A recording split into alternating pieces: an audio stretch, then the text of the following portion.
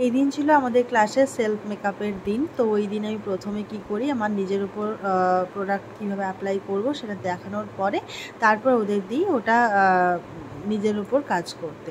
তো সেলফ মেকআপে হ্যাঁ আলাদা করে হয়তো মনে হতে পারে যে প্রফেশনাল হচ্ছে যে মাস্টার ক্লাসে সেলফ মেকআপের কি রাখার দরকার আছে, সে তো মেকআপ শিখলে হয়তো এমনিই করতে পারবে, তা নয়। ব্যাপারটা হচ্ছে না, মেকআপের মধ্যে অনেক রকম ট্রিক্স আমি দেখাই, যে মেকআপটা শুধু ফাউন্ডেশন দিয়ে নানা রকম দিয়েই তো হয় না, যেগুলো হয়তো আমি কোর্সের মধ্যে হয়তো লিখে উঠতে পারি না।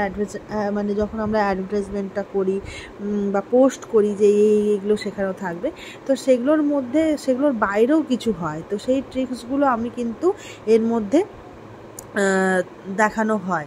তো সেখানে সেলফ মেকআপেও ওরকম ছোটো ছোটো জিনিস, যেগুলো হয়তো ফাউন্ডেশন বা এত কিছু প্রোডাক্ট লাগানোর দরকারই পড়ে না, ছোটো ছোটো জিনিস দিয়ে কীরকম প্রপার একটা লুক পাওয়া যায়, এবং সেটা কিন্তু আমরা পার্টি মেকআপেও ইউজ করতে পারি। সেরকমই কিছু ট্রিক্স আমি বা টিপস বলতে পারো দেখিয়েছি বা দেখাই প্রত্যেক ব্যাচে।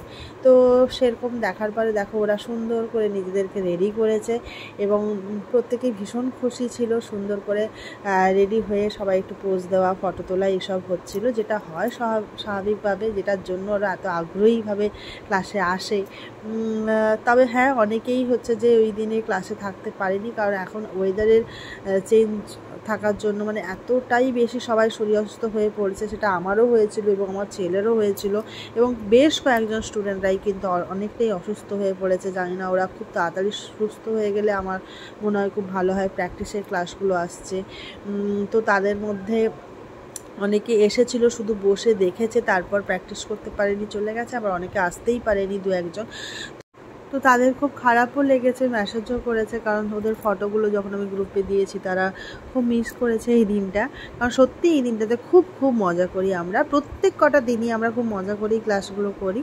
তো দেখো সবাইকে কেমন লাগছে, তোমাদেরও যদি এরকম ভালো লেগে থাকে অবশ্যই কমেন্টে জানিও, এবং নিজেরাও তাড়াতাড়ি সুন্দর করে সেজে ফেলো আর এরকম সুন্দর সুন্দর ফটো তুলে ফেলো।